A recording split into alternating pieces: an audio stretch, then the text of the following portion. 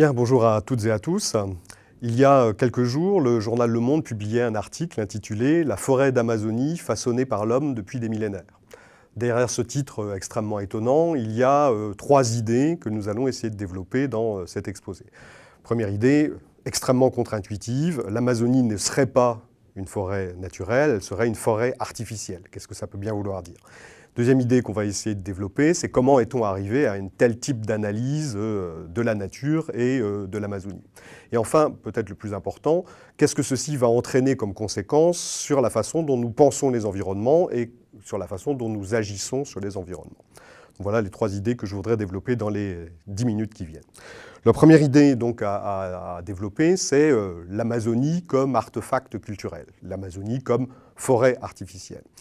Le premier élément à avoir en tête, c'est peut-être les grands cadrages, les grands chiffres de l'Amazonie. Comme on va le voir sur la carte de l'Amazonie qui va s'afficher, eh bien, l'Amazonie, je rappelle les grands chiffres, l'Amazonie, c'est dans son bassin d'ensemble, c'est 6,4 millions de kilomètres carrés. Par comparaison, l'Union européenne, c'est 4,4 millions de kilomètres carrés. Peut-être un chiffre que l'on peut retenir, l'Amazonie, c'est 400 milliards d'arbres. Alors on ne s'est pas amusé à les compter, bien sûr, c'est des calculs de densité d'arbres qui ont été faits.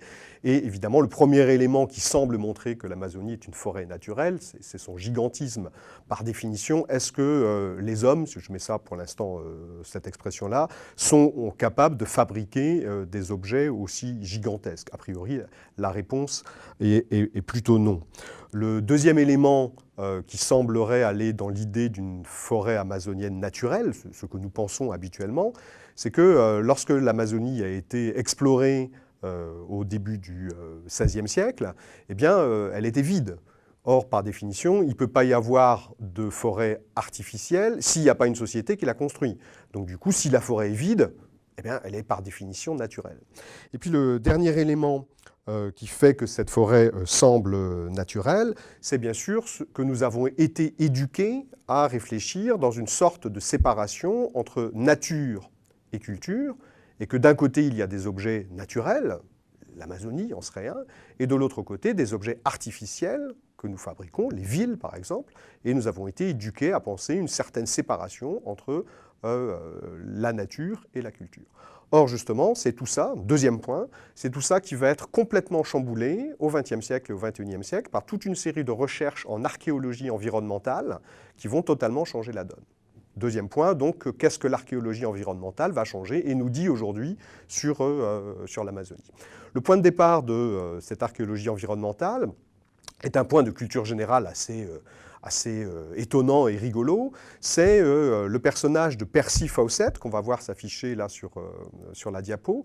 Donc ce personnage de Percy Fawcett, c'est un militaire et explorateur britannique qui, au début du XXe siècle, va avoir une sorte d'intuition géniale.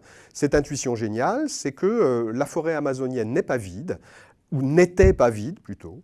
La forêt amazonienne a été peuplée dans le passé et il existe, dans cette forêt amazonienne, il existe des cités qu'on n'a pas encore découvertes et il va chercher la cité perdue de Z.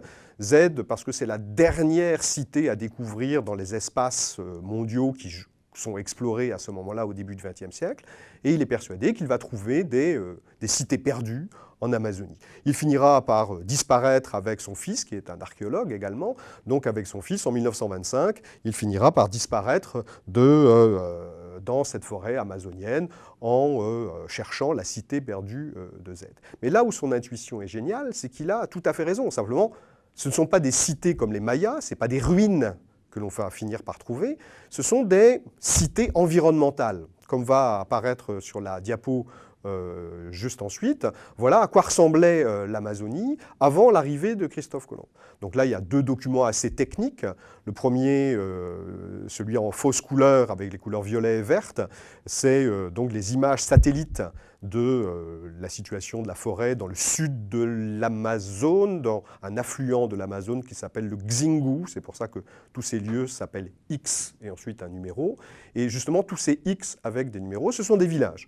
Des villages qui sont reliés par toute une série de grandes routes extrêmement fréquentées dans cette Amazonie pré-colombienne Et l'Amazonie n'est absolument pas vide. L'Amazonie, en fait, c'est plusieurs millions de kilomètres, dizaines de millions de kilomètres, millions de kilomètres carrés, donc de villages reliés par des réseaux, comme l'apparaît sur le dessin, sur le schéma, qui permet de montrer le fonctionnement de ces réseaux de villages. Si on passe à la diapo suivante, on va voir une sorte de reconstitution. Voilà à quoi ressemblait l'Amazonie précolombienne. C'est des réseaux de villages de ce type-là.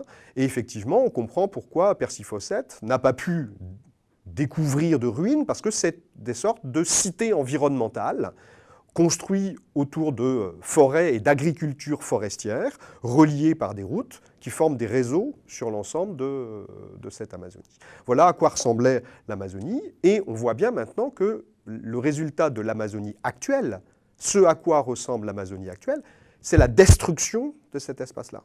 Pourquoi destruction?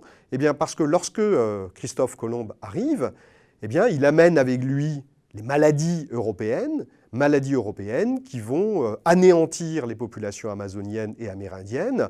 Et pour vous donner un seul chiffre, on considère qu'avant Christophe Colomb, on avait environ 15 millions d'Amazoniens qui vivaient dans l'Amazonie, des millions de kilomètres carrés qu'on a indiqués tout à l'heure.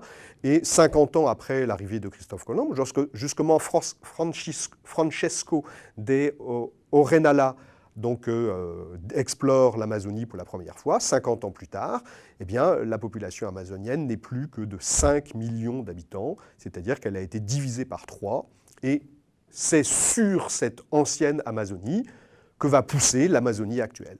Mais l'Amazonie actuelle est le résultat de l'abandon de la forêt précédente. Et vous voyez comment, finalement, ce point nous amène à une dernière grande partie, c'est que ceci change radicalement la façon dont nous pensons le fonctionnement de la nature. Et là apparaît le concept important qui va permettre d'unifier l'ensemble de ce que nous avons montré.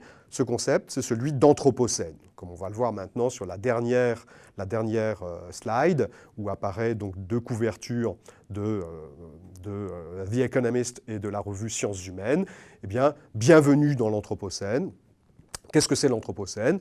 L'anthropocène, c'est la façon dont les sociétés fabriquent de la nature. En fait, il faut être capable maintenant de séparer 2 choses. Une nature naturelle, qui a bien existé. Il a bien existé de la nature naturelle avant moins 8000. Avant moins 8000, il existait quelque chose qu'on peut effectivement appeler de la nature avec un N majuscule, une nature naturelle.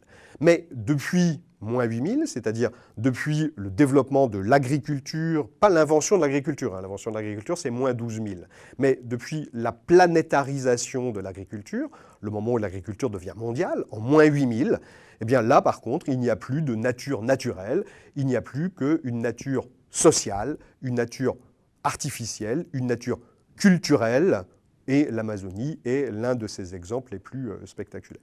Alors terminons en donnant quelques mots sur cette idée d'anthropocène. D'abord, cette idée est apparue en 2001, le mot a été inventé en 2001 par le prix Nobel de chimie Paul Crutzen, qui l'a inventé et qui l'a proposé, et le nom est assez transparent. Qu'est-ce qu'il signifie? Il signifie que nous sommes à la période des sociétés. Anthropos, évidemment l'homme, scène l'âge de l'homme, l'âge des sociétés qui fabriquent les éléments naturels. Et s'il fallait terminer par une dernière définition de ce que c'est que l'anthropocène, eh bien l'anthropocène, c'est la façon dont aujourd'hui les sociétés sont devenues les acteurs les plus importants des 4 sphères planétaires. Ces 4 sphères planétaires étant évidemment l'atmosphère, bon, ça évidemment c'est dans la culture générale désormais, hein, les sociétés sont en train de changer l'atmosphère. C'est la biosphère, là aussi c'est une évidence d'une certaine façon, depuis moins 8000 les sociétés fabriquent le vivant. C'est ensuite l'hydrosphère. Les sociétés ont un rôle majeur dans le fonctionnement des fleuves et tous les systèmes de l'eau en général. Et le plus compliqué, je n'aurai pas le temps de le montrer dans le cadre de cet exposé, et ce n'était pas l'objet autour de l'Amazonie, c'est que les sociétés sont même devenues aujourd'hui un acteur majeur dans le cadre de la lithosphère, aujourd'hui, c'est-à-dire la croûte terrestre, hein, puisque aujourd'hui environ 1/3 des tremblements de terre sont d'origine humaine. Là aussi, une surprise qu'on pourra peut-être développer dans un autre exposé. Si je conclus, finalement, qu'est-ce que l'on constate au bout de cet exposé? On constate que l'Amazonie est un bon exemple pour changer de paradigme. C'est-à-dire que nous avons l'habitude de penser d'une certaine façon la nature, et l'Amazonie nous permet de complètement changer notre façon de penser la nature. Là où nous avions une pensée d'une nature naturelle, on est en train de voir émerger un nouveau paradigme, celui d'une nature culturelle. Et puis le deuxième élément de conclusion, une portée aussi de ce que nous venons de dire, c'est que vous voyez que l'un des problèmes de l'écologie profonde, ce qu'on appelle dans le monde anglo-saxon la deep ecology, c'est qu'il y a une sorte de volonté de revenir à la nature. Mais vous voyez que le concept d'anthropocène change la donne. Il n'y a pas de retour à la nature, puisque la nature précédente était déjà le résultat d'une fabrication. Ce que peut-être nous pouvons conclure, c'est que notre travail consiste à fabriquer une nature qui correspond à ce que nous avons besoin en termes de société.